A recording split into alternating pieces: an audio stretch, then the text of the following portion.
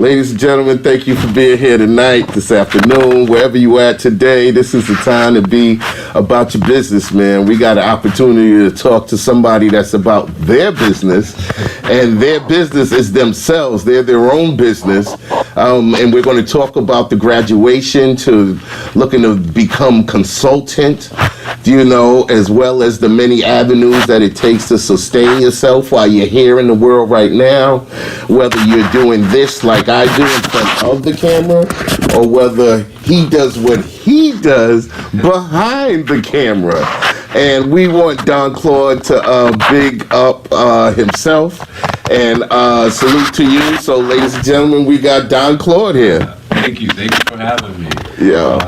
I'm very much, believe it or not, I'm very shy as an individual, but trying to do more of these, be more out talking with creators, leaders like you. So I very much thank you for having me. I mean, you are a leader. You're a creative. You're in the space where everybody knows your name. Not yet. No, I don't feel like it. I came from the underground scene, the creative scene, and I still try to lean towards that and focus just towards the art making and providing impact for the next generation of creators and leaders. Started in Worcester, and then venturing off into like Boston, Rhode Island, and all over New England. So, and that's the thing that a lot of cats try to do. They try to not make one. This is like 7 states in New England or 6 states. Yeah. So you try to make something happen. You got options up here. Yes. Which it's good and bad because you can get distracted as quickly with the different communities, the different scenes of pockets. But then also, there's a beauty in it where if you have some form of structure, or even just like, I'm a free bird and I just like to explore in the curiosity. And then from there, I build this structure of coming back, returning, making work, engaging with people in the community. And yeah, I have a long commute. So like soon I'm about to commute to Cambridge. Yesterday I did like 6 hours of driving, commuting, dropping our art, picking up art, and then going to an auction to meet around collectors, artists, and art supporters. So yeah. And let's talk about the art of photography. When did you grab your first camera? How did that come about? Believe it or not, I had a summer job in Worcester, thanks to the Worcester Public Schools, and with I think $400 I saved up, I picked up my camera at age 14. I'm actually age 13 because I got in the summer, and my birthday is late in November, so officially it will be 13 years. I started at age 13. I'm 28 now, and yeah, I've been using. I started with a T5i, and I used it in high school, and then I also used it in college, and I used that camera to support me and my family, and also build a portfolio to submit for grad school at MassArt. I was a biologist in undergrad. I love science, still do. I'm a huge believer in STEAM, science, technology, and engineering, arts, mathematics, and my curiosity of studying life and like biology is basically studying biological organisms and life. So, but for me, I took in a different approach with visuals and language, and moving here, language is a little difficult for me. Born in Ghana, lived in Italy, and at the age of 9 moved here. So I had a little Italian, speak my home dialect language, Ga, and then learning English through TV and media. Oh, wow. And so that's kind of how I storytelling, visual, language, and my mom's a hairdresser. When I was growing up around her, I flipped through magazines a lot, just looking at magazines. So for me, I see a certain ratio. 4:5 is like a ratio of a magazine size. Yep. So when I'm framing pictures, I automatically do that. I didn't know subconsciously I was doing that. And then my dad was a hobby photographer. He documented a lot of our family journey, especially when we moved to Italy. So just, I believe just naturally as a child, I soaked all that up without really realizing. I was huge into imagination and just being a child. You know? Right. And I think I carried that on, and I brought it here to the States. And I became very much introverted. Didn't really talk too much. I think I was also picked on.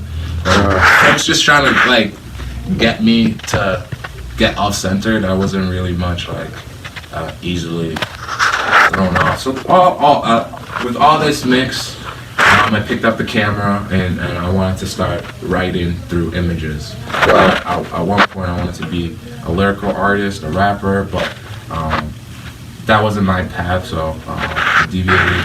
What was your hip hop name? It would have been Don Claude. Don Claude. Okay. So that name actually came to be in high school with a group of friends of us. Like some of them did pursue rap, and I deviated towards like being more like behind the camera, helping folks like that, just because of me being good at directing and being respectful enough to tell people like do this, don't do that, but then also being good technically with the camera. So I started voicing and expressing myself that way, and I never really let go of Don Claude as a way to how it started. Okay. And my high school self being a product of Worcester and that makes the mixed cultures and like, different identities. Don Claude is a representation of that, and because this is an extension of that, I make sure I keep the name Don Claude with the name. So it's super annoying saying Claudio Eshun, aka Don Claude, but the more I do it, I want to make it more real for, once again, the next generation as they're structuring, developing as individuals, as professionals. They can still retain their what they started, exactly. Because now I'm in like spaces where I don't see many of us, and it's sometimes disheartening, but remembering my name, the art that I make, where I make the art, keeps me going and it keeps me resilient. And that's a beautiful thing, because there is paths that are chosen and then there's paths that people create. And it sounds like you created a path that may have been something that could have been chosen for you within the belly, because your pops was already the hobbyist and maybe have ingrained some of that spirit in you early. You know what I mean? Embryonic. So that is a continuation that you want to see going to the next generation of whomever that may materialize to be. Now, when you say that you have to do all of this traveling, this back and forth stuff, this way and that way, oh man, that's a lot, man. Let's tell the people first before we get on that journey. What's your social media? Tell them your social media. My social media is Don Claude, DONCLAUDE __. That's the fine art one. And then if you want to work with me, you can reach out through there. My the business account, Don Claude LLC. So DONCLAUDE LLC. And then you can also find me at ClaudioEshun.com. That's what's up. All right, now it's time to get on the mass pipe.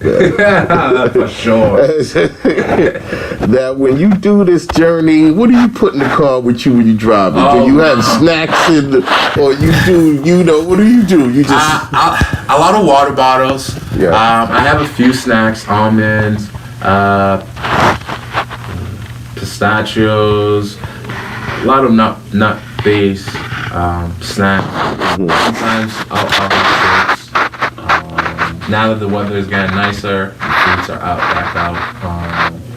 Granola bars, and what I enrich myself beside food is through podcasts, music, and the type of podcasts I listen to are Earn Your Leisure podcast, hardcore, just kind of understanding how to keep sustaining myself as the money comes in and money goes out, and making sure to save a little for retirement and then reinvesting it back into the business, but then also saving or budgeting it aside to donate it to institutions that's supporting me, still supporting me, while supporting initiatives such empowering the youth and supporting immigrants and African refugees, on top of providing education for folks who in need of or want to learn, as I believe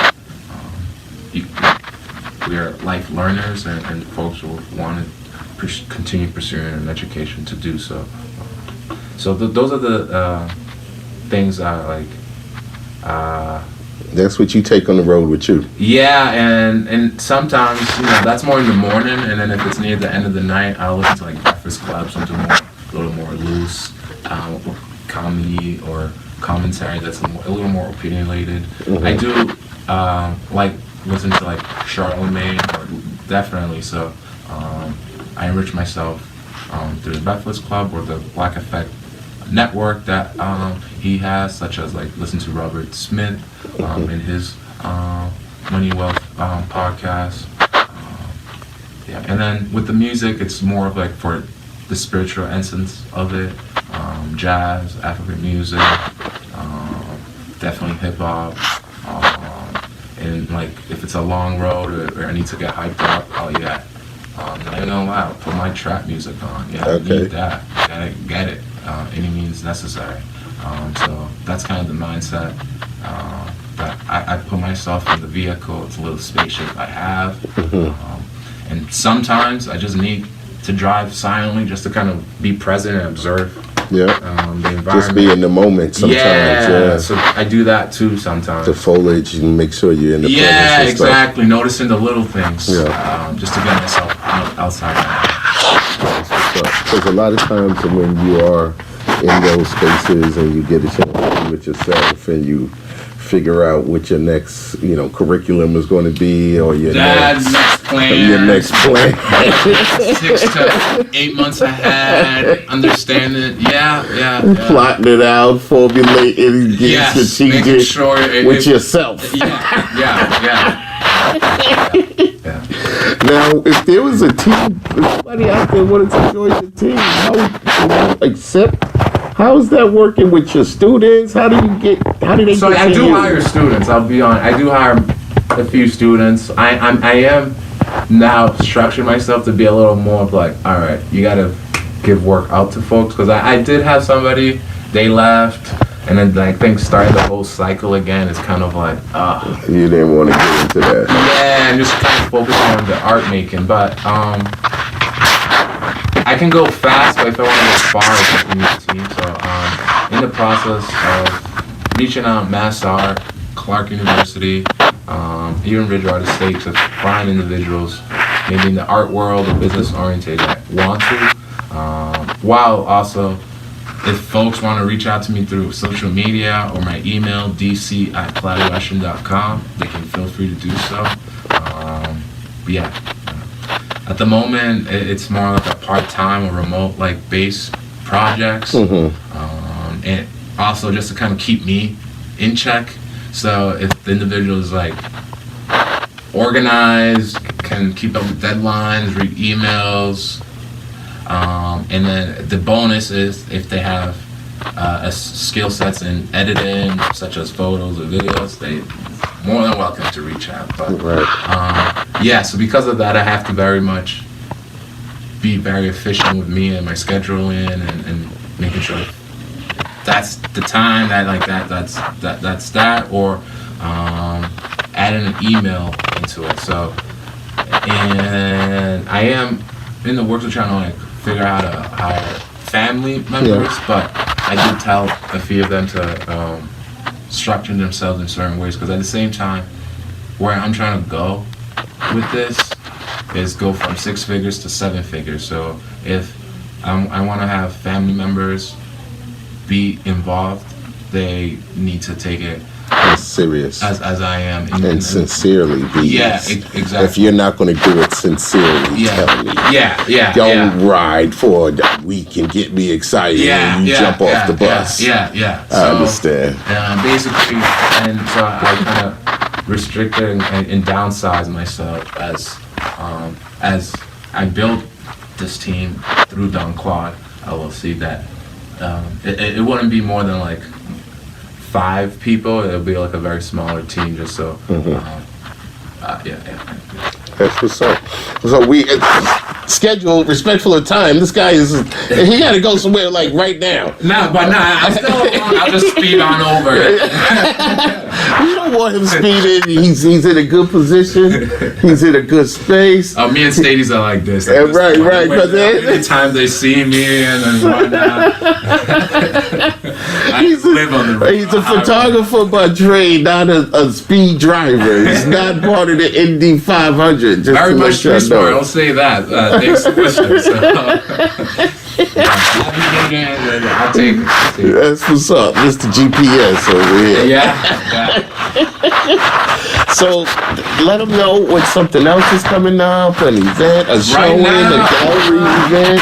Right now I'm working towards my 3rd publication, Dromo. It's a publication where I have friends, people in the community in the work, and this theme is family, community oriented. So I'm definitely looking for folks in the Worcester community that want to be in my work. Always looking for people, and as the grant money is coming in, I have stipends set aside to compensate folks who want to be in the work. So it's a collaboration.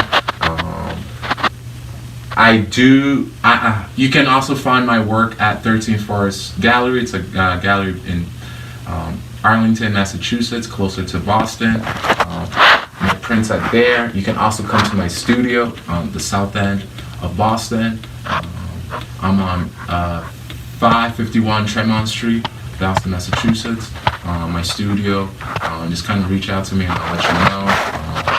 You can come in. I am trying to activate my studio space now that the weather's getting nicer. And the activation is going to happen either on Fridays or Saturdays. And it's just a way to come together, chill, talk about art. We don't have to talk about art. We just want to have good vibes, being in accord with one another. As it's definitely sometimes hard finding spaces. Yes, especially for us to be ourselves and talk about the work. So that's where you can find me. There's more projects happening. For example, I'll be working with Q from Waves New Age and Waves Concept Shop, working the incoming artists. I'm very much into fashion, as you can kind of see. So working with commercial projects and local designers in the area. So definitely stay tuned, follow me, and please feel free to reach out to me. That's what's up. I want to communicate. I love conversations, and then I love when conversations lead to projects. So yes. All right. Well, thank you very much. We're going to respect your time and get you on the highway. Ladies and gentlemen, Don Claude, photographer extraordinaire. Check out his gallery, South End of the Bean. He's working with the cats here at New Wave in Worcester, so you connect with them, you connect with him.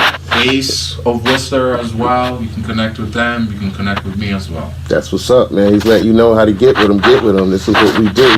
Your man Cedric said, Boogie, we out of here, man. Have a great Sunday. Enjoy your afternoon, evening, morning, wherever you at.